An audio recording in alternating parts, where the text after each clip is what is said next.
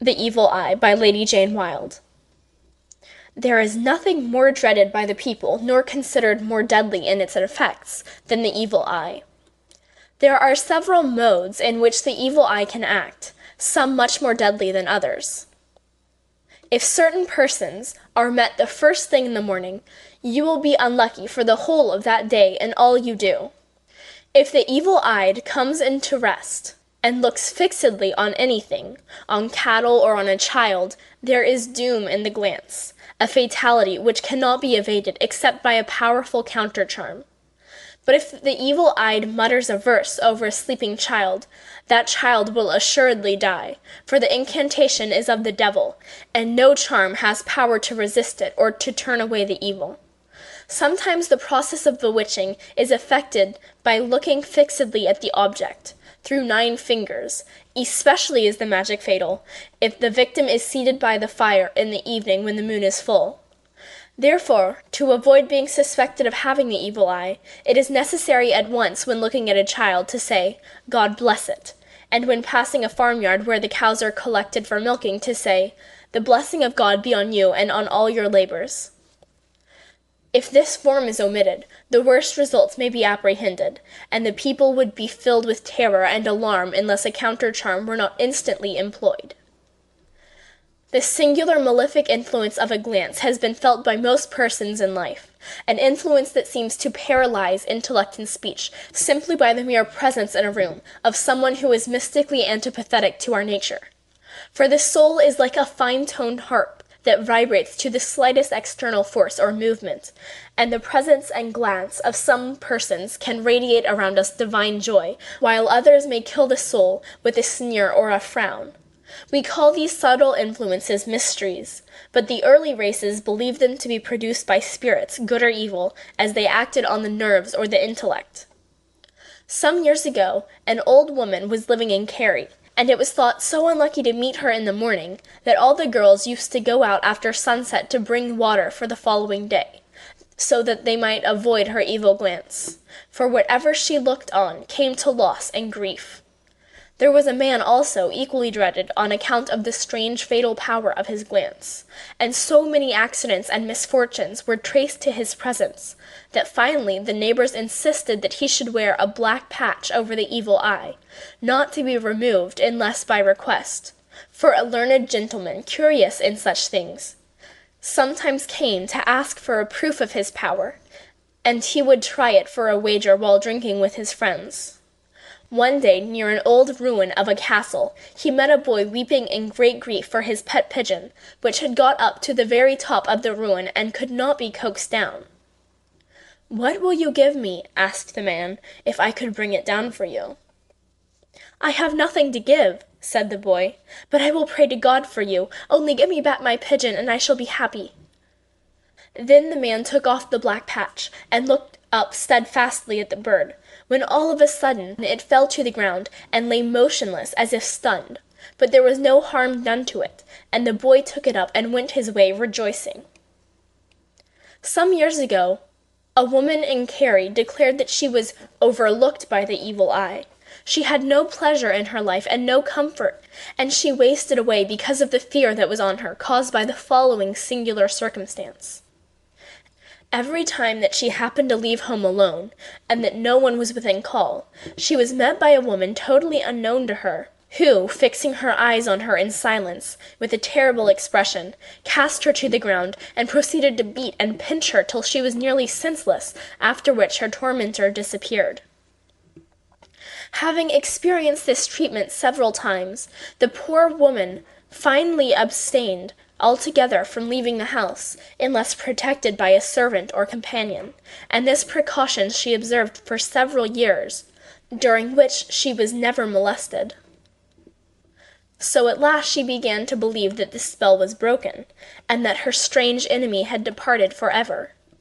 In consequence, she grew less careful about the usual precaution, and one day stepped down alone to a little stream that ran by the house to wash some clothes.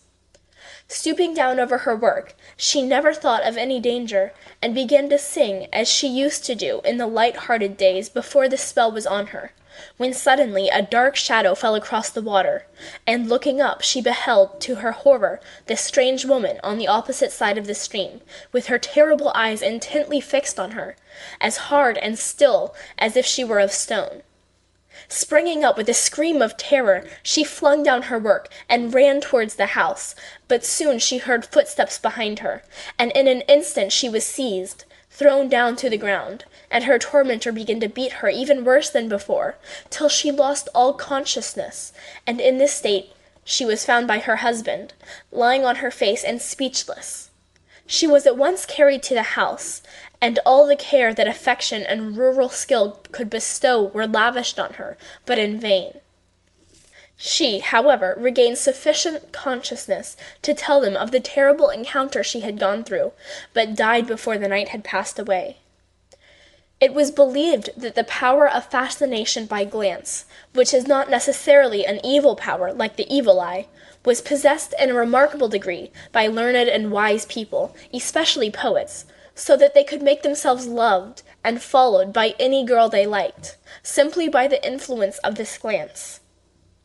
About the year 1790, a young man resided in the county of Limerick who had this power in a singular and unusual degree. He was a clever, witty rhymer of the Irish language, and probably had the deep poet eyes that characterize warm and passionate poet natures. Eyes that even without necromancy have been known to exercise a powerful magnetic influence over female minds. One day, while traveling far from home, he came upon a bright, pleasant-looking farmhouse, and feeling weary, he stopped and requested a drink of milk and leave to rest. The farmer's daughter, a young handsome girl, not liking to admit a stranger, as all the maids were churning, and she was alone in the house, refused him admittance. The young poet fixed his eyes earnestly on her face for some time in silence, then slowly turning round, left the house, and walked towards a small grove of trees just opposite. There he stood for a few minutes, resting against the tree, and facing the house as if to take one last vengeful or admiring glance, then went his way without once turning round. The young girl had been watching him from the windows, and at the moment he stopped, she passed out of the door like one in a dream, and followed him slowly, step by step, down the avenue. The maids grew alarmed and called to her father, who ran out and shouted loudly for her to stop, but she never turned or seemed to heed. The young man, however, looked round, and seeing the whole family in pursuit, quickened his pace, first glancing fixedly at the girl for a moment. Immediately she sprang towards him, and they were both almost out of sight when one of the maids espied a piece of paper tied to the branch of a tree where the poet had rested. From curiosity she took it down, and the moment the knot was untied, the farmer's daughter suddenly stopped and became quite still, and when her father came up she allowed him to lead her back to the house without resistance.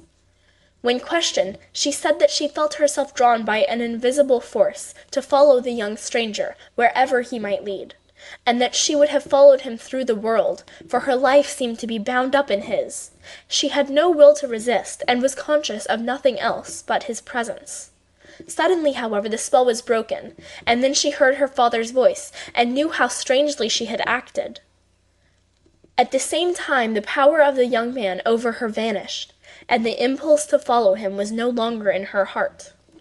The paper, on being opened, was found to contain 5 mysterious words, written in blood, and in this order: Sator, Arepo, Tenet, Opera, Rotas. These letters are arranged so that read in any way, right to left to right, up or down, the same words are produced, and when written in blood, with a pen made of an eagle's feather, they form a charm, which no woman, it is said, can resist. But the incredulous reader can easily test the truth of this assertion for himself. End of The Evil Eye.